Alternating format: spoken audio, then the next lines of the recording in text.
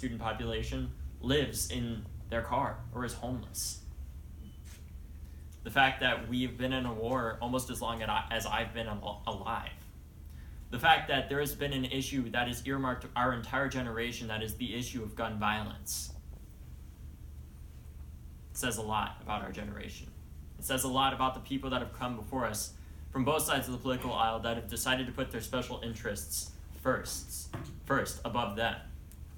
Whether that be the special interests of the oil lobby or the agricultural business or the gun lobby that actively threatens our future with rising sea temperatures and a rising global temperature and a rising death rate as a result of gun violence. Our generation has to be the one to stand up with the current generation in power, because if we don't, there will be no future generation. I don't say this to scare you. I say this to inspire you to create this change, because we can and we will.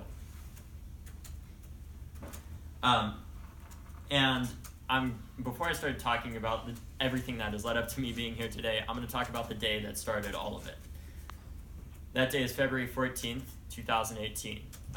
It was Valentine's Day at my high school, and for the first time in my high school experience, as I'm sure many of us recognize, high school oftentimes is not the most happy place.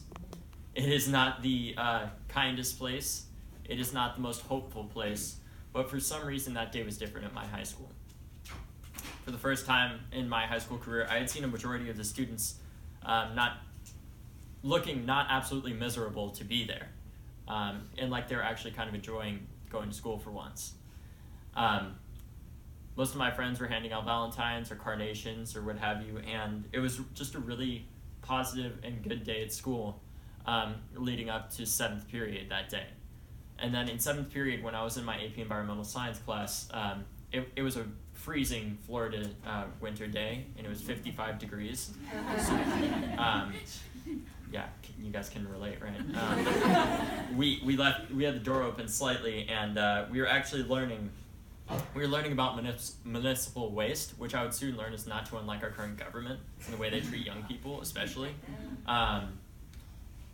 And as we were in there, because our door was open, I heard a pop, and I looked over to my seat partner, and I said, "Hey, that kind of sounded like a gunshot." And in agreement, we both nodded and looked back and told our teacher, "You should go and close the door. We think we heard a gunshot outside."